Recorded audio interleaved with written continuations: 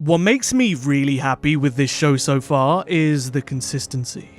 From the visuals to the writing, the storytelling, the choreography, the cinematography, it's just consistently of a good quality, which can't be said for some of the other Star Wars shows. Episode 4 of Ahsoka is a lot of fun, and while I don't necessarily think it was the best thing ever like some people are saying, I had a really good time with it despite some of the flaws that I found with it personally, and it just put a smile on my face and made me happy. Now there are going to be some spoilers ahead, so you have been warned. So this episode starts exactly where we left off last week, with Ahsoka and Sabine in their downed starship on this planet, and they're basically trying to fix it so they can call in the Republic for reinforcements. We have a small character moment here between Sabine and Ahsoka, which showcases their difference in mentality kind of. And I think the actress that plays Sabine did a really good job of showing her internal conflict. Because Ahsoka basically tells her, in support of the bigger picture, we might just have to abandon Ezra if it means stopping our enemies getting to Thrawn, which really kind of shakes Sabine a little bit because she knows that Ahsoka is probably right, but the way she feels, her emotions are telling her otherwise. We then instantly jump over to Baylan and our villains, and he orders Shin to go and cause some problems for the Jedi and just buy them time so they can get the Eye of Sion ready to take off. And I just love Ray Stevenson's Baylan in this show. And it cannot be said enough how tragic it is that he passed away so unexpectedly, and it's just so sad to know that this man isn't here to see the appreciation and the love for his work, because for me, his performance in Ahsoka is so far above everyone else. His line deliveries, his physicality, his expressions, he just commands the screen with such presence, and he is just so damn good. On the other side though, the actress who plays Morgan Elsbeth is just so wooden to me. Her dialogue delivery is so blunt and boring and monotonous, it's devoid of anything. Her facial expressions don't seem to change, and it is honestly just painful to watch. This character does absolutely nothing for me, and every time she's on the screen I just roll my eyes. We then jump straight into the action because a bunch of goons and droids attack Huang, and Ahsoka and Sabine jump in to help. Overall, I think this initial fight scene was fun, and I thought the choreography was okay. They did some nice stuff where Sabine used her Mandalorian armaments to kind of play off Ahsoka's Jedi tricks. However, because this overall episode was set in like a dark forest, there were moments throughout the episode where it was a little bit too dark at times. And there is another glaring issue for me, and that is Rosario Dawson's Ahsoka. Ahsoka has always been a very acrobatic fighter, lots of flips, lots of movement, lots of expressive physicality in combat, and while the choreography is good within its bubble and the fight scenes are fun, it's becoming increasingly evident that Rosario cannot move the way Ahsoka moves.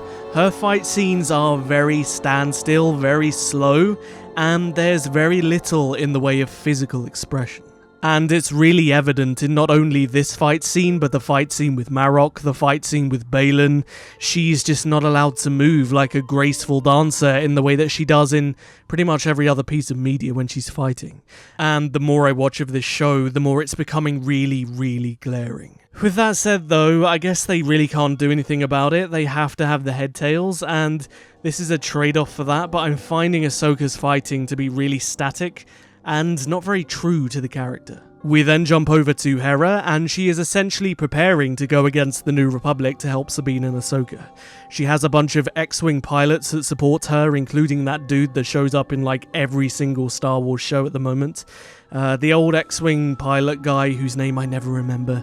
I think he's really overstaying his welcome at this point.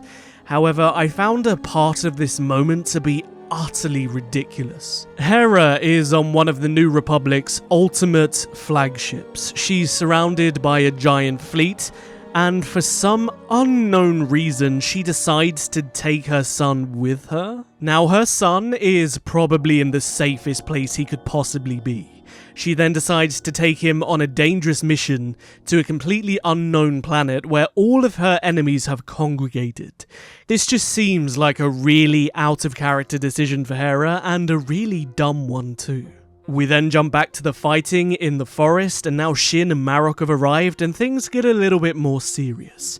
I honestly love Shin, and her actress plays her brilliantly. She always looks like she's on the edge, she barely blinks, and she just looks like she's keeping in all of this insanity that's about to burst. And like Baylan, she steals pretty much every scene she's in. She's just wonderful. The fight then splits off in two, with Sabine chasing Shin through the forest, shooting her blasters, and I thought there were some really awesome shots here of Shin kind of cutting down the trees and blocking Sabine off, and I thought there was some really good usage of camera angles here too. It was really nice, and I absolutely adored the expressive colours of the lightsabers against the dark backdrop. The beautiful vibrancy of the green and the deep burnt orange clashing against each other with this reddish black background was just so pretty to look at. And then we also have a fight between Ahsoka and Marok, which was a lot less interesting. Now, I think because of the lack of movement that Rosario can pull off with the costume, they're trying to veer her more towards this slow, samurai-like combat. They're really enjoying these slow shots of her igniting her lightsaber and then slowly moving around. And I get there's a lot of inspiration from these samurai movies, and you can see that quite visibly. It's not even subtle.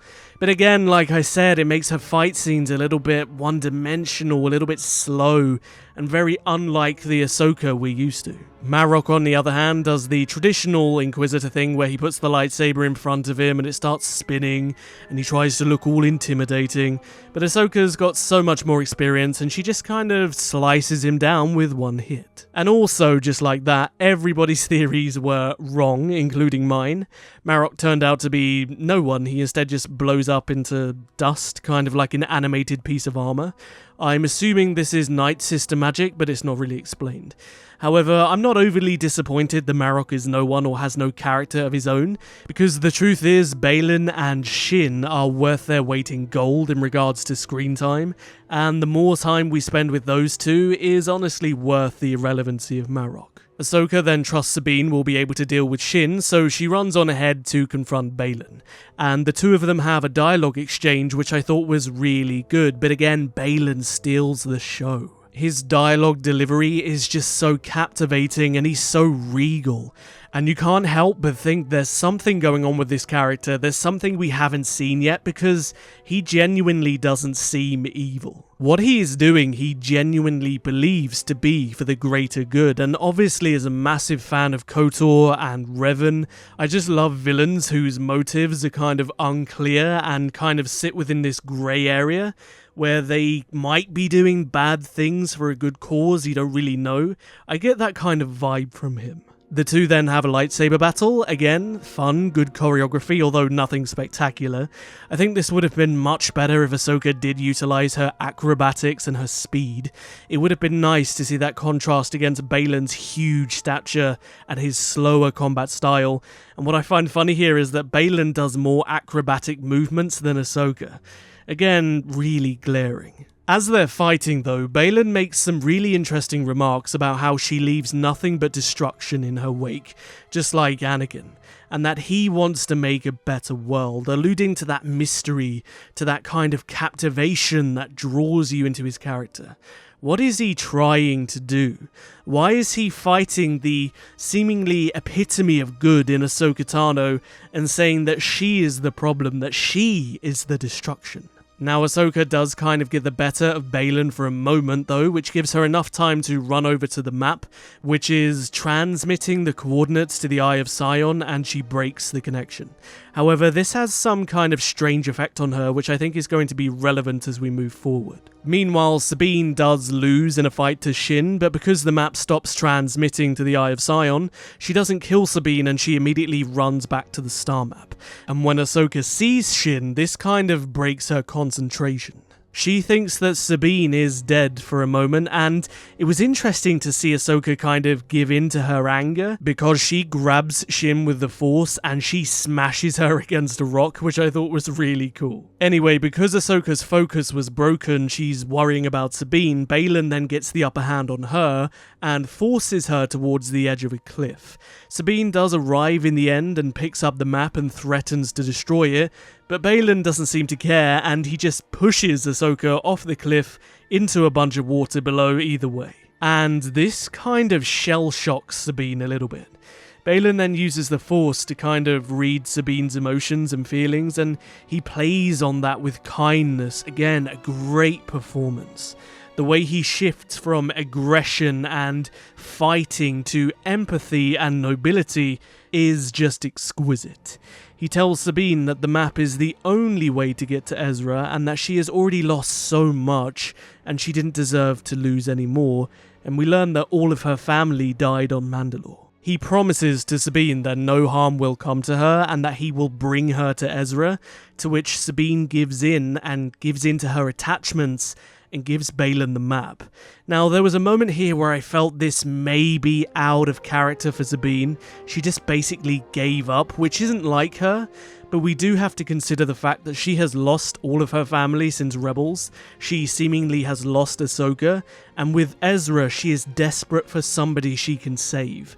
And I think they're really playing on that concept of attachment and the inability to let go, taking you down a darker path. Shin then wakes up and instantly tries to force choke Sabine, which I thought was hilarious, but Baylan's like, listen girl, stop, I've promised to not hurt her, so yeah, she doesn't seem too happy about that.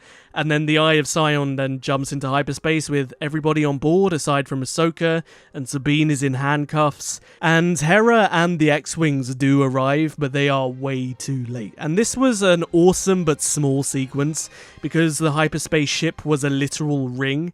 As they arrived, they get caught in the middle of it as it's leaving into hyperspace, which screws up a bunch of the X-Wings' electronics and they all crash into each other.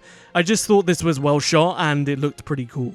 And then the episode comes to its conclusion, apart from a very small little scene where Ahsoka wakes up in what seems to be the world between worlds, and she hears the voice of none other than Anakin Skywalker, and turns around and there he is, pulled straight out of Revenge of the Sith. For me, Rosario's performance in these 30 seconds is the best thing she has done as Ahsoka. The subtlety of her emotion and just her dialogue delivery, even if it's just a few lines, was really good, as was her facial expressions. The overall impact of this scene was brilliant, but the de-aging is a little bit, it could have been worse, but it could have been much better. For me, though, it didn't really detract from the whole moment, and to be fair, the more you look at it, the better it does become from my perspective, which is unusual, because it's usually the other way around. But with that said, it was a dream to see these two characters together after Return of the Jedi. But the music, oh man, the music! They have this really warm theme playing when Anakin is revealed, but then it transitions into the Imperial March just as the credits roll, leaving behind this ominous tone. God, it was so good. I'm so excited to see what they do. Overall, though, I thought it was a very entertaining episode of Star Wars TV. I had some nitpicks here and there, of course, but it didn't detract from my overall enjoyment.